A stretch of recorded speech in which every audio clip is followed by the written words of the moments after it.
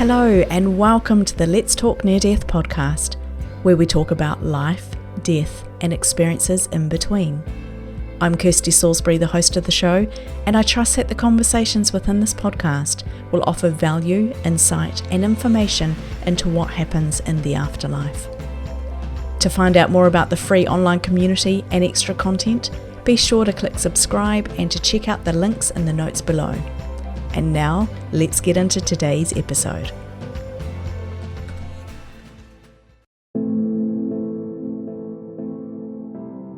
And then I remembered there's a car that's really close behind me, and there's a pickup truck right ahead. And when I realized that, I knew I was going to die. I thought, I can't die, because everything that I have is right here with me at this moment. And I asked to live. And I closed my eyes and bang happened. I don't know, I lost consciousness. I really do believe that there was something bigger, larger, connecting me to the universe, connecting me in a way, my sense of purpose, which for me, my sense of purpose was raising my son. Hello, and welcome back to the Let's Talk Near Death podcast. I'm Kirsty Salisbury, the host of your show, and I hope that you'll find value and insights as we go through this episode today. This episode is slightly different to our normal episodes. It's very much a physical near-death experience rather than a spiritual one that we normally talk about. It's one which, as I talked with our guest today, I felt so strongly on my heart that this message needs to get out into the world. It's one about grit and determination and just how our physical experiences can really shape our future and the way that we look at life. There is a little bit of extra content in the VIP area. This is the extra behind the scenes conversation that I had with our guest, where we talked more about the spiritual side of things. There's one example where she shares how she had a spiritual connection with a past loved one. In the VIP content, we go into more detail around that experience, around how she views the spiritual experience of her physical experience. So today, my guest is Marjorie Aunos, who had a near-death experience in 2012. She was in a very serious car accident. At the time, Marjorie had a 16-month-old son, and that led her onto a very unique journey of love, learning, and positive psychology. Today, Marjorie is a psychologist. She's a researcher, and particularly in the field of working with parents who have disabilities. There's a whole lot of backstory that goes with that. I'm very excited to get into our conversation today. So Marjorie, welcome to the show. I'm excited to have you here to chat through your experience. Thank you for having me. I've just had a little bit of looking around and seeing what you're up to. You're doing some amazing work. You're offering a lot of support to people who've had struggles, particularly with disabilities in their lifetime. You're very much about empowerment, positive psychology, getting positive messages out into the world. How did all of this come about? How do you go from having a near-death experience to where you are today? Oh, well, I wanted to dedicate my life to helping others. That's why I went into psychology in the first place. And my passion was to support parents who had an intellectual disability. So that was even before I had the car accident. And when I was about 30, I wanted to be a mom. And so I had my son on my own, so via a sperm donor. And I was really, really happy because for the first time, I was sort of a mom and I was discovering the world through his eyes, just like most parents do. I have a family who's very loving and very supportive of everyone. So I was very well supported within my family. And that winter, right before my car accident, we had spent a whole week at my parents' cottage. And when I say we, it's like the whole family. So my brother, his kids, my sister, her kids, in-laws. There was so many people in the cottage. It was a bit crazy, but it was fun. It was lovely. And after that week, I had to go back home to work in Montreal because it was up north. And that's when I took the car. And that morning when I woke up, I didn't want to go. I had so much fun and I didn't want to go to work. My parents were going to babysit Thomas that day for a couple of days. And I was like delaying my departure. It was really bad. By the time that I look at the clock and I'm like, I'm going to be late if I don't leave like now, I need to leave now. So I almost didn't say goodbye to my mom. I said goodbye to everybody. And so my mom's chasing me, sort of saying like, hey, you said goodbye to everybody except for me. So I'm like, okay, goodbye. Now I'm in the car. I'm hesitating. Should I take gas? No gas? I decide to just go to Montreal and I'll get gas there. And I'm happy I didn't have gas because the car accident was pretty bad. And so I can only imagine if I had like a full tank of gas, what that could have done. Yeah. Yeah. And so I was driving and it's a country road, and it's a country road where I could do 90 kilometers an hour. And I hope that in New Zealand you go with kilometers. We do. So I can understand exactly. For our listeners, do you know how roughly miles per hour? It's around, would that be around about 40, 50? Maybe 60, I was going to say. We apologize for our listeners. We're not so good at conversions, but I know exactly 90 kilometers an hour. I mean, it's a decent speed, isn't it? It is.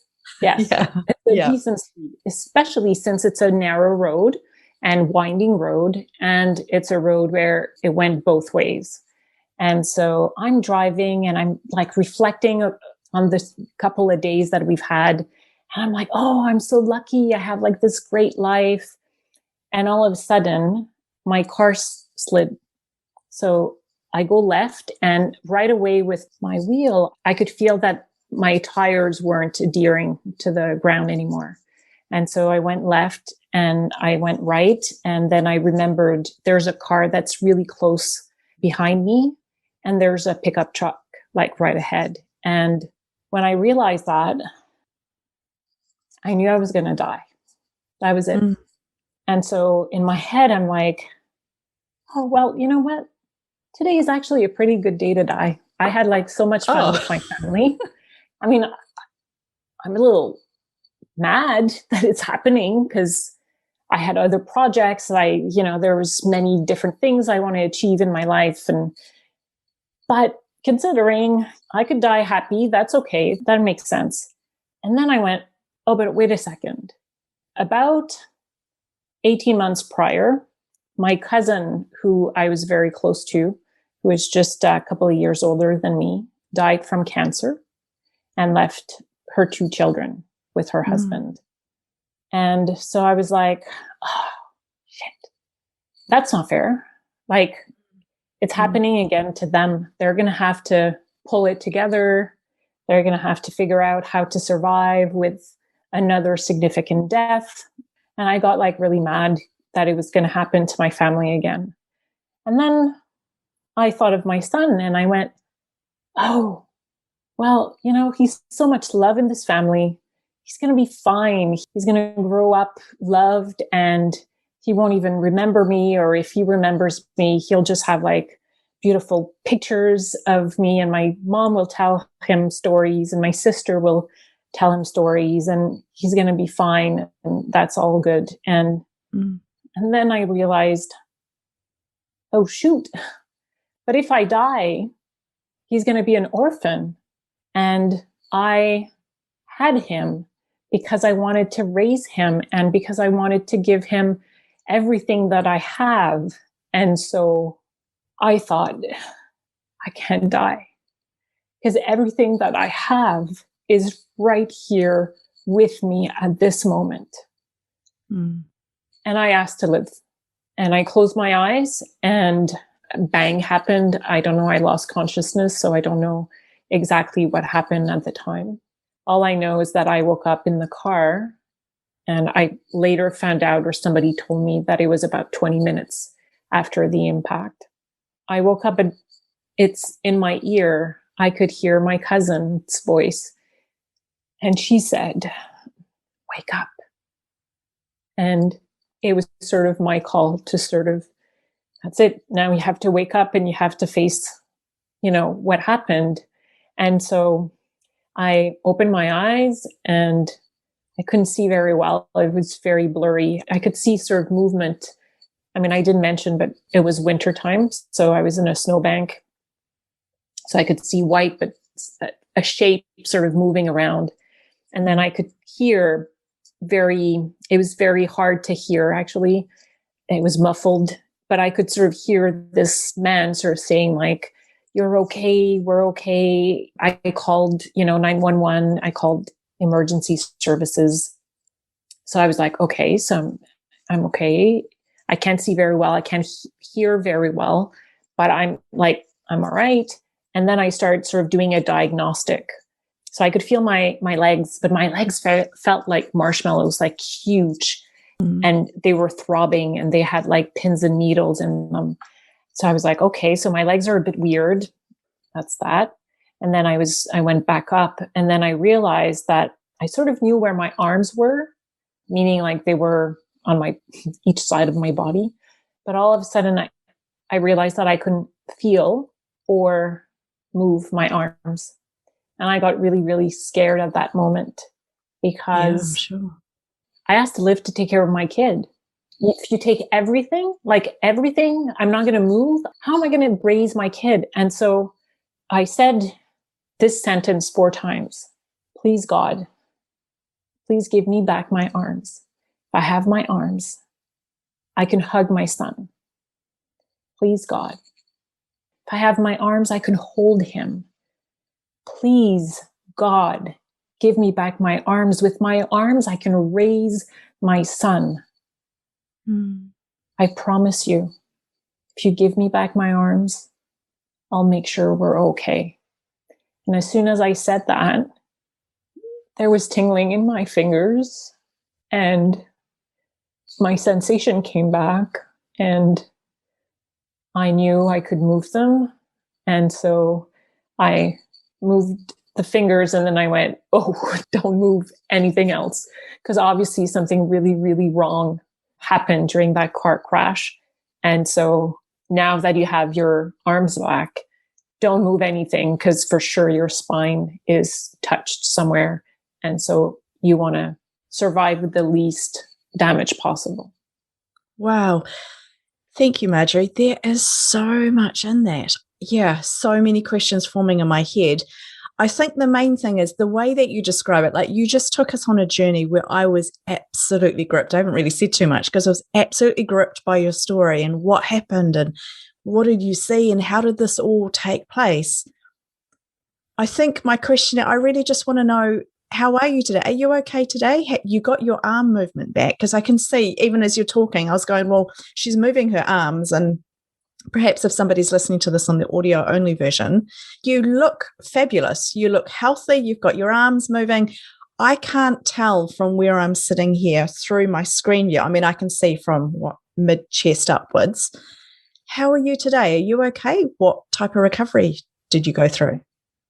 So my spine did get hit during the car crash, and so I'm paraplegic. So anything below my armpits to my toes, I can't move and I can't feel. So someone with a spinal cord injury, basically. Yeah. And I move around in a wheelchair. Basically what happened after they brought me to a first hospital, which was a regional hospital, so much smaller. They basically just assessed and then they went, something really bigger than we can handle here at the hospital. We need to send you to the trauma hospital in Montreal. So I went back to Montreal, but in an ambulance, not in my car. That was the trauma hospital. And right away, I was so cold. I couldn't warm up. I was obviously in shock. And so I was there. And then all of a sudden there's, a whole bunch of people who came to assess me. I had to go MRI, CT scan. They did a whole bunch of stuff. And I was like, everything hurt. And they were like moving my arms for me and positioning me. And everything felt like it was pure pain and torture. It felt as if, they were dismembering me all the time. I felt like even my arms were stretched out. And then a doctor came and sort of said, your spine was touched in your neck and in the middle of your back. So in the neck, the spines at the C3 and C5 level. Dorsal was T2 and T4. So about, around the breast area. level. He said, now we have to consolidate the spine or else, you might have further injuries and we want to prevent that. And so he explained that he was going to put some screws in my neck and in my back to consolidate. And then, we would see and determine if that helped. So that's what happened. I was, I think, 7-8 hours in an operating room. I was intubated. So that was like a challenge in itself. I stayed 1 month in the hospital in an intensive care unit. Then I was 5 months in a rehabilitation center, internal. So I slept there basically, which meant that my parents sort of took over raising my child at that time. Yeah, exactly. I was thinking about your son and where he would be through this. I guess it's probably quite lucky that he was younger, that he was at an age where maybe he doesn't remember this. No. Yeah. He doesn't remember even me standing up. We have pictures, and I have pictures where I'm holding him and teaching him how to walk. So he knows those pictures, but he doesn't remember. No. And at the beginning, like the first time he came to see me, which was about 5 days after the car accident, it was very traumatic for both him and I, because he basically got so scared that he was like trying to crawl over my mom's shoulder and trying to really escape, as if, he was seeing a monster in the bed. And I was scared. So I started crying. And because I was like, I had tubes everywhere, I couldn't sort of hold him. I even had like a neck brace, and I had a brace also for my back. So really, I couldn't move. So I couldn't do anything to comfort him, obviously. So that was like really tough. But as soon as we started rehab and I was like allowed to go in the wheelchair, oh my God, that was like over. He was the one pushing the wheelchair, and there was nobody else who could push the wheelchair. It was his job, that was sure. And then when he realized that there were other wheelchairs on the ward, well, now it was like wheelchair race, right? So he would go in the other wheelchair and we would like just race in the corridors. He would show up with his sort of white blouse like a doctor. And so all the nurses loved him. Oh, I'm sure, yeah.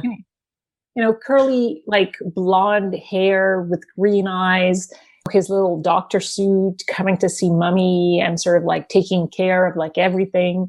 I was him. So he was like the clown and the mascot of the whole.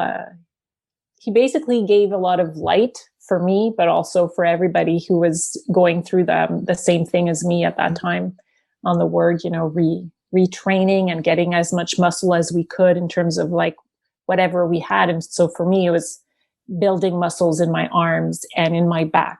So there's one muscle, the back muscle, that gets its roots higher up in the spine. So that helps me sort of do push-ups, like we say, and move my thumbs. I could transfer into different positions. That's what it is. But it's been almost 10 years now. And I could say that Thomas's and my life is wonderful. We both, live obviously together, and I raise him. My parents bought an apartment right above me. So, fabulous. They were there to help him. He was much younger. Now they just need to be, a grandma and grandpa. So it's much better that way for everybody. But it was a lot of like adaptation for everybody. But I have to absolutely. Yeah, I can only imagine how much, your adaptation that you've had, that's the right word for it, isn't it? Where you've just had to change everything and learn to adjust and transform into new circumstances. Amazing. Yeah. I want to backtrack a little bit. You said you 4 times, I can't quote you exactly, something like, please God, let me have my arms so I can hold my son, so I can care for my son, raise my son. How much do you believe that those words enabled you to be sitting here today with the use of your arms? It's really interesting for me because God was not my favorite person before the accident. And yet I called on the bigger power, whatever, twice, right? Because I said it as I was thinking of my son and sort of saying, please let me live, right before the impact, and for my arms a second time. Someone of science or medical would say, well, you just got a little hit on the neck, right? So the spine didn't get bruised like in the back, where the vertebrae basically sort of cut or severed the spine. So someone from science would say that, right? And so that explains why it came back. Look, I really do believe that there was something bigger, larger, connecting me to the universe, connecting me to, in a way, my sense of purpose, which for me, my sense of purpose was raising my son and being there for him as a single parent. And so that connection to that purpose, I really do believe that that's what made me live when I thought I was going to die, and made me regain use of my arms. And I really do believe that, just like I really do believe that it was my cousin's voice that I heard in my ear. And she battled cancer for 4 years. And we would talk and talk and talk about sort of like the future of her kids. And she had made me promise, which was not a very difficult promise to agree to, but she had made me promise that I would be there for her kids too. And so it was sort of like her and I together sort of saying, nobody else is dying in this family, not at this time. We need to be there. So that higher power, the universe, larger perspective is definitely something that I believe. And if we believe in God, then it could be God. If it's something else, then it's something else. But it's definitely something larger that happened. Yeah, exactly. I absolutely love that. There's so much power in what you're saying. And even for your cousin to come back, when you previously mentioned that I hadn't connected the dots, that she had actually already died. And so very, very powerful. Did you have any kind of spiritual experience, or was there anything significant that speaks to you through this, which isn't maybe part of our physical experience here? I know that your physical experience now is very different to what I would be experiencing, for example. Did you have anything spiritual or out of body, or you didn't see your cousin, you just heard your cousin, right? Yeah, I just heard her. And it was really like as if she was behind me, and behind me, like supporting me, right? Yeah. And sort of saying like, now off you go. You're not coming with me. You're not coming where I am. You have to sort of stay there. And she was gently sort of showing me that I needed to go back and not join her in a way. Yeah. And so in the way I describe it, and I describe it, in this year, because it's really in this year that I heard her, and she was really in the back of me. And so that to me made it powerful in that sense. And I analyzed it or understood it in that respect of her sort of saying, off you go. Now you have to go back and you have to do like the job that we said that you would do, which was take care of your child and take care of my children. But there was nothing like how sometimes people see a tunnel or a light, or some people will say, I've seen my life flash. For me, it wasn't that. Everything that I said at the beginning happened in like seconds, if we were to time it in real time. Yet when I describe it, I could describe it in so much details that it could take up to 20 minutes. Yes. Right? Yes. And I really noticed that, because you were thinking about my life, if I die and if I don't die, and thinking about the people in your life, and that fact that your cousin had died and the children were left, without their mother. And I was really impacted by how much was going through that process in what was probably split seconds. Yeah. How much do you feel like you had the choice to live? Do you feel like it was already decided that you would come back, you had to do this? Or do you think in that split seconds when all of this is going through your mind, you actually had the opportunity to go, I'm going to leave, I'm going to bail on this lifetime? Yeah, I really do feel that I was dying. That was my fate. That morning when I took the car, when it slid, that was my time. I was going to die. And it's really when I went, no, I have a sense of purpose. I have a purpose and I can't leave, rather. And so for me, there was definitely a choice, and it was like my stand. And I really do feel that something happened in my brain, in the rest of my body, and how I braced for impact that gave me that choice, and that made it a different outcome than what it was supposed to be. Just like I feel like me asking and pleading for my arms back also was a choice. And for sure, I mean, I'm a psychologist. I did a PhD. I study science. I do research in a very serious way with data. So, I mean, I know that it could sound very, certainly not like data based, but it's a feeling that's so strong inside me that I can't say anything else but what I'm saying now, which is I had a choice and I fought for that choice. I had to sort of stamp my foot and say, I'm not dying today. And I had to say, I need my arms back. Like, you need to give them back to me, like do whatever. And I'll make sure that I'm okay if I have my arms back. So you can't just make me stay and then I can't do anything. So it did make sense. And I really do feel that I had a choice. Later on, because I went through ups and downs and I did battle depression and post-trauma because it was big, huge. brass. But when I learned about positive psychology and the science of character strength, I also know that I used my strength to survive when I thought I was going to die. So love is a character strength. And guess what? It's my top signature character strength. So out of 24, this is the one I use the most in my life. It comes naturally. It's just love that made me survive. And then there's other strength, which spirituality is one, which ironically was my less, the one that I used the least before. Yeah. And there was prudence. As soon as I saw that my arms were coming back, I stopped moving and I just let the first responder take care of me.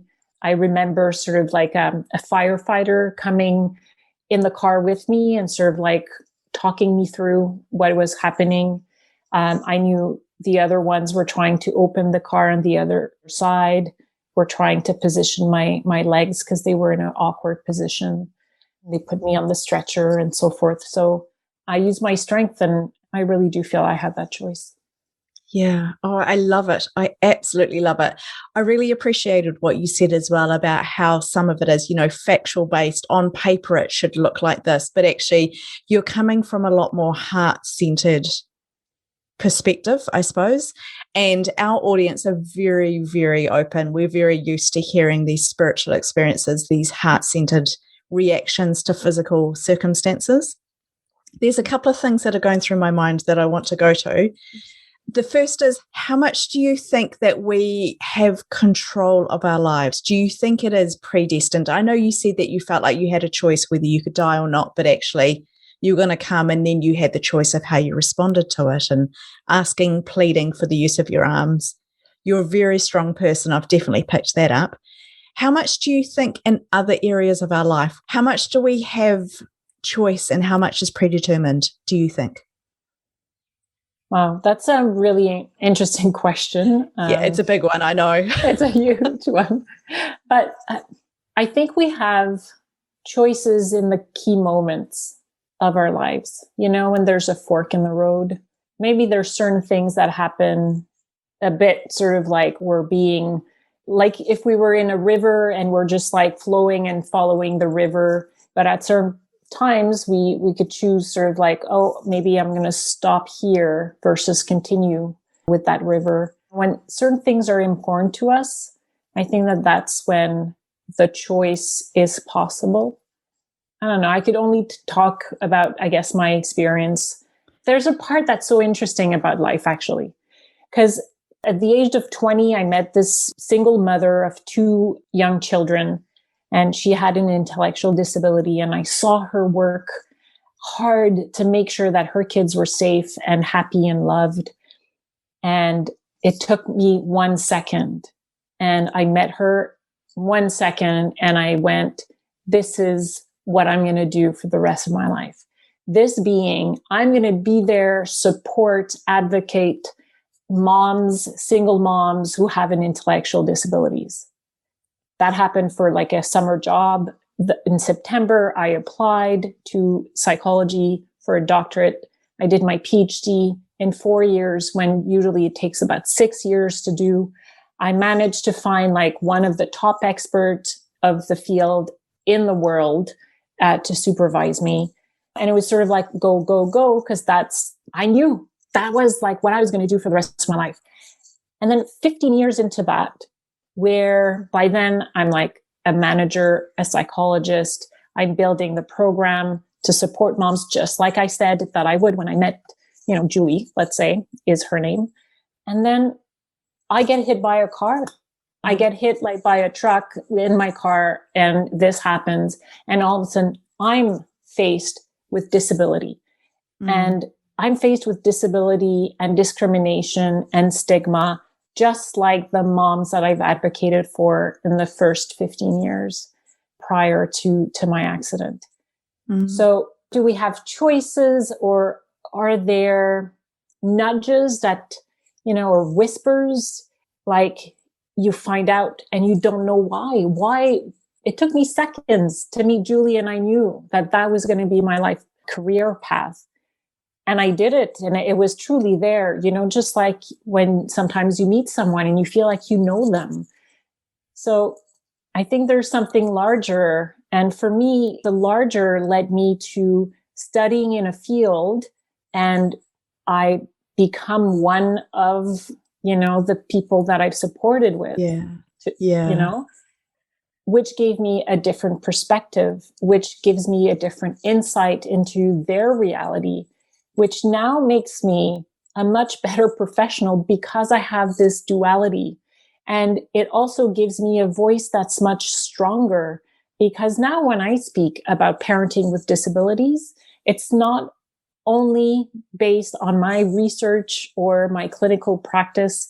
It is also based on personal knowledge, and that gives credibility. So obviously I didn't choose to have a car accident, and seriously, I would rather not be paraplegic if I could choose. Yet 10 years after the accident, I could say that, maybe there was a higher purpose for me to have the accident and become a mom with a disability, so that my voice would resonate stronger. I'd like to believe that. Yeah, I love it. I love what you're saying. I'm picking up on the strength. Even behind you, you've got these posters up there for our people who are listening and can't see you visually. You've got grit on the wall. You've got perseverance. You've got, I can do it, with the arm muscle flexing. It's just so strong. You've got so much strength, inner strength within you. Where does that come from? Is that something that you've always had? Were you like that before your accident? Or is this maybe something which you've picked up since the accident? It's something that's got you through and is helping you because you feel that purpose piece so strongly within your life? For the longest time, I would never have those up. I had perseverance up when I did my PhD, because that was my way of sort of saying, like, you got to finish. Got to do it. Yeah. You got to do it. And then, we can do it, and grit happened actually fairly recently in the last few years, I would say. Because for the longest time, I thought that my superpower or my strength came from love. And so I was like, I would often say to people, oh, I'm not brave. I'm not courageous. I'm like a chicken shit. What happened is just because I love my son that I couldn't give up. Right. And it's funny because now I could say, well, maybe I was hiding or not seeing, or I was blindsided, because it did take a lot of courage. And there was like a lot of courage needed through the rehabilitation process and, I'm sure. and return to community for sure. I think I was someone who was very determined before, right? You don't graduate with a PhD in 4 years when it takes on average people 6 years without being determined. So I think that part of me had sort of those strengths inside and used them on a regular basis. But it's like, when you're thrown in the water, you just got to swim. I think that also happened to me with the car accident, where even though they were strengths that were there before, they got super strength, after. Because now in the last 10 years, I had to use them on a regular basis. And so because I use them on a regular basis, they became like much stronger, and part of it to a point that they came on my inspiration wall. And that wall was done last year during COVID, the first few months. And it was sort of my way of sort of like going, we can do it. Yeah. I've done it. I was confined to a bed for a few weeks. I can be confined to my house with a wheelchair with my son. I'll be fine. Yeah. I love the perspective how it just sort of evolves and grows, but it's the same thing, but slightly different in a different environment. Yeah, I love it. I've got one final question for you, Marjorie. I've got lots actually, but I think I'll leave it with one final question. If you were back in that situation, so let's rewind 10 years, you're in the process where you're going, I'm going to die. You've got those split seconds where so much thought went through your mind in those split seconds. Knowing what you know now, after having the experience of the last 10 years, what would you choose then? If you had to do it again, would you choose to go through it all again? Same thing. Would you choose different? Same thing? I would, yeah. Because for different reasons. One, my cousin, her cancer just took over, and she didn't, to a point that she didn't have a choice. She was given 6 weeks. She lived 4 years, right? That was her choice. Wow. Yeah, wow. You know, a series of choices, like you mentioned earlier, right? Your question. And so she made the choice to live 6 more weeks to see her son's second birthday, 6 more weeks to see her nephew be born, 6 more weeks to her daughter's birthday, and all of that during 4 years. And so that's pretty powerful. And I know that if she was here and I could talk to her, she would say, you better make a beautiful life out of it, even if you're in a wheelchair. Because I would trade your life with, you know, my position of being dead. And so for me, there's no question. I would really, the first 2 years were horrible. There was a lot of very embarrassing moments, very like, it wasn't fun. It was a lot of crying, a lot of like hiding under the covers. But I see my son grow, and he is growing into such a beautiful, wonderful, crazy teenager. But it's funny to watch him, right? To see him sort of develop and be creative, because he's seen that with me, we have to be solution focused. So we're going to use our creativity to find solutions. He's grown into someone who's has a very heightened sense of justice and fairness, because he knows what it is when we're discriminated against. And when, you know, I can't go in the arena to watch him play hockey, or if I can't go to the park because the sidewalks are not done properly and there's holes in them everywhere. Yeah. And that I could never give up. And I would go through it all over again to see what I'm seeing and to spend the time with the people that I love the most on this earth. Oh, wow. Thank you, Marjorie. That has really spoken to me. You've been through so much. I'm going down a track where I'm thinking about the impact of his life and the potential within him. So we're talking about you quite a lot. We're talking about your journey, but there's also your parents as well, and all the people around you.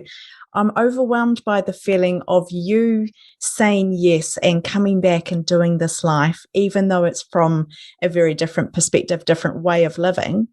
The impact of that is just bringing so many gifts and so much more love and goodness, I suppose, into this world. I don't treat that lightly. Like I think a lot about the ripple effect of things, about how every little thing can impact things on such a great level. And I'm really feeling that within my spirit and within my heart as we're talking of just the impact that your life will have through other people's lives as well. Yeah, it's kind of blowing me away, actually. I so appreciate you sharing your story. It's a very physical near-death experience. It's very real. It's, you know, the rubber hits the road on this one because it is your day-to-day life and we're all confronted with things. Yeah, I have so enjoyed chatting with you. I feel very impacted by the things that you've said for us today, Marjorie. Is there any one thing that we've missed, or is there any one message that you have for people who might be listening to this conversation? I would say just love, and love like full-heartedly. And then the rest, it's about just putting one foot in front of the other. And that's a paraplegic telling you this. Yeah. So it might sound very funny, but it is. And that's what I continue to do. Just like I say, I continue to stand tall. And that's, our purpose, or the purpose of our lives. Oh, that is fantastic. You say it's funny, but it carries so much more weight coming from you. I'm really impacted by our conversation today. Marjorie Aunos, thank you so much for everything you've shared. Thank you for being a great listener and just reflecting wonderfully.